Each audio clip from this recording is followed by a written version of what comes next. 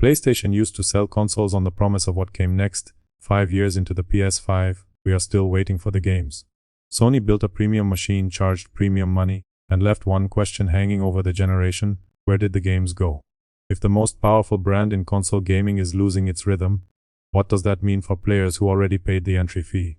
Nobody serious is saying PlayStation has no good games, because that is fake console war noise for bored comment sections. Still, the truth is a little embarrassing. Officially, the PS5 has sold tens of millions, so this is not a funeral for a dying brand. Clearly, Sony still has money, studios, subscribers, store fees, third-party sales, and audience. Yet the excitement around its own games feels weaker than the machine deserves right now today. Reports using Sony's own numbers show first-party game sales were much higher around 2020 than in recent years. Yes, 2020 was a freak year, with lockdowns, a console launch, and older PS4 hits still selling.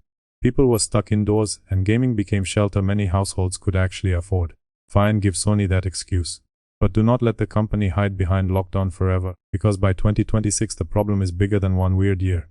Look at the pattern. Across the PS5 years, Sony has mixed real hits with old names, upgraded editions, PC ports, quiet studios, and long waits. Every quiet stretch makes the next showcase carry too much weight. Afterward, when the big event gives people another teaser, another logo, or another familiar title, disappointment spreads fast. Critics can say games take longer now, and they are right. Budgets are bigger, teams are larger, and one mistake can burn cash fast. Because Sony cannot afford to fail, it started looking for money everywhere else, and that is where the brand begins to lose its identity. Players are not paid to care about production pain. Customers bought the console because the marketing promised a generation worth owning. During the PS4 era, Sony built a habit in people's heads. Major releases felt close enough together that PlayStation always had another argument ready. Uncharted, The Last of Us, God of War, Horizon, Spider-Man, Bloodborne, and Ghost of Tsushima made brand feel alive. Whether you loved every game or not, the message was clear. There was always another reason to look at Sony. Compared with that memory, the PS5 feels less like a flood and more like a calendar with blank spaces. Bluntly, a premium console cannot live on potential forever. Potential is what companies sell before launch. Proof is what buyers expect after 5 years. Timing is off. New first-party games are not arriving often enough to keep the PS5 feeling urgent. Buyers expected bold exclusives, big studio swings, fresh worlds, and clear proof that the box mattered. Instead, they got cross-generation releases, PC versions, remakes, remasters, delays, silence, and vanished trailers. Some releases were excellent, and pretending otherwise would be dishonest. Spider-Man 2 was a real event, God of War Ragnarok mattered, and Helldivers 2 proved Sony can still surprise people. Horizon Forbidden West, Gran Turismo 7, and Returnal gave players reasons. However, that list exposes the issue, because many examples are older or spread too far apart. Overall, the PS5 has strong moments, but not enough steady heat. Remember the period after 2023, when Spider-Man 2 landed, then many fans looked ahead and asked what came next. That ghost town feeling matters, because players remember silence more than press releases. Meanwhile, PC, Steam Deck, Nintendo, Game Pass, and indie games kept giving people other ways to spend time. While Sony waits for the perfect moment, the industry is not sitting in a loading screen. From there, the sales story starts making sense. Fewer big exclusive moments usually mean fewer people rushing to buy Sony's own games. This is not complicated. Anyone can understand it without business school. Imagine a restaurant opening its kitchen once every 2 years. People stop treating it like the center of town. Worse, Sony also trained players to wait. For years, PlayStation games have been patched later, discounted later, upgraded later, bundled later, remastered later, or shipped to PC later. That's the problem.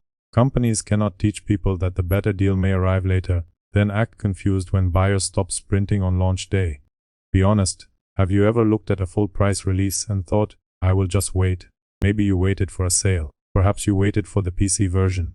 Eventually you waited for the complete edition with extra missions and costumes included. Other times, you waited because modern games launch with bugs, patches, and promises instead of confidence.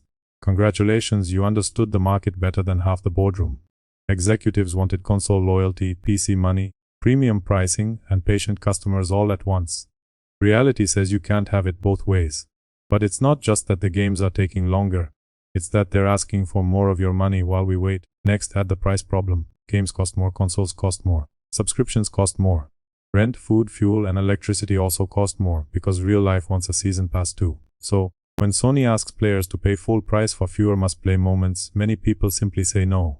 Skipping a $70 game is not betrayal. Math explains it. Ordinary fans can love PlayStation and still refuse to spend like executives with company cards. Enthusiasm is not unlimited cash. Any first-party game at full price needs to feel essential, not optional. Otherwise, players wait, watch reviews, borrow it, buy used, grab it on sale, or ignore it until noise dies. Naturally, expensive games push Sony toward every possible money lane. Historically, the pitch was clean: buy our box, get our games. After that, some games came to PC, others stayed locked. Live service titles chased every platform because online games need players. Suddenly, players had to ask what PlayStation even means now. Is it the best place for Sony games? Possibly it is early access to Sony games. Could it be the expensive box before the PC version? Should it be the premium single-player machine? Or is it another platform trying to sell skins, passes, upgrades, and seasonal chores? Confusion matters because identity sells consoles. Before, people knew the deal. Currently, the deal comes with footnotes. Early in this mess, Sony tried to fill the gaps with a huge live service gamble. Bosses looked at Fortnite, Apex, Call of Duty, and every game with daily stores, then started dreaming about forever money. On paper, the idea is obvious. Usually, a single-player game sells once. In contrast, a live service game can sell cosmetics, passes, bundles, and upgrades for years. Simple enough. Outside the boardroom, players saw the danger. Unfortunately, audiences are not spreadsheets with thumbs. They do not show up just because a company wants repeat spending. Above all, players need a reason. Then Concord became the warning sign because it failed loudly and publicly. Its failure did not prove multiplayer cannot work. Actually, Helldivers 2 proved the opposite. Whenever an online game has timing, personality, and a reason for friends to join, it can work. Difference is everything. Crucially, Helldivers 2 felt like a game first. By contrast, Concord felt to many players like a product searching for an audience. Management wanted live service money without live service patience, culture, or timing. At the same time, loyalists who bought PlayStation for single-player games watched resources drift toward experiments nobody begged for. Notice where it falls apart. Plainly, you cannot cool people on the thing they love, then blame them for ignoring the thing they never asked for. Remakes and remasters make the same issue easier to see. Plenty are good. Many are polished. Certain few are genuinely worth buying. Even then, they do not create the same excitement as new games. Truthfully, nobody bought a PS5 just to keep receiving shinier versions of the last generation. Question yourself, did you really buy a $500 console just to play a cleaner version of a game you already finished years ago? Nostalgia can help a lineup. Recycling cannot become the lineup. When too much of the brand becomes remakes, remasters, director's cuts, PC versions, and safe names, the generation starts feeling reused. Previously, PlayStation felt like a place where something new might hit hard. Lately, too much of it feels like an expensive archive with trophies. Clean versions of old favorites are nice. Fresh reasons to own the hardware are better. Importantly, fans are not angry because they hate Sony. Mostly, they are angry because they remember what PlayStation used to feel like. Older players remember years when the first-party calendar felt alive. Supporters remember showcases where one trailer could make the console feel important again. Viewers remember exclusives that felt like events, not homework entries on a corporate list. Reasonable people are not demanding miracles every month. Most just want stronger rhythm, clearer communication, and more proof that the PS5 generation is not coasting on brand memory. Frustration is human, not mysterious. Initially, you paid for the premium box. Second, you waited through shortages. Third, you watched prices rise. Fourth, you heard about big plans. Finally, years passed, and the lineup still felt thinner than the reputation. Therefore, Sony's own game sales matter. Numbers confirm what many players already felt. Basically, the magic is weaker now. Creatively, Sony still has talent inside its studios. Financially, there is still money. Publicly, there is still audience trust, even with dents. Now, Sony does not need to freak out, but it does need to wake up. Recovery is possible, but recovery needs urgency, not another careful showcase with 3 safe names and a logo tease. Bring back the feeling that a Sony event can change the year. Give players new worlds, not just cleaner old ones. Make exclusives feel necessary again. Stop treating loyal customers like they will wait forever because the logo is blue.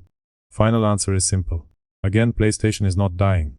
Claiming otherwise would be too dramatic and too easy. What is happening is more boring and more dangerous. Commercially, the company is still rich, but the excitement feels poorer. PS5 hardware is powerful, but the first-party engine behind it feels slow. Loyal fans are not asking Sony to invent fire. Consumers are asking Sony to stop selling them a fireplace with no wood. Are we being impatient, or has the PlayStation magic simply become a PlayStation product? Ultimately, giants do not always fall because everyone hates them. Gradually, they lose heat because people stop feeling urgent. And in gaming, once a console stops feeling urgent, The bleeding starts before the company notices the floor is wet,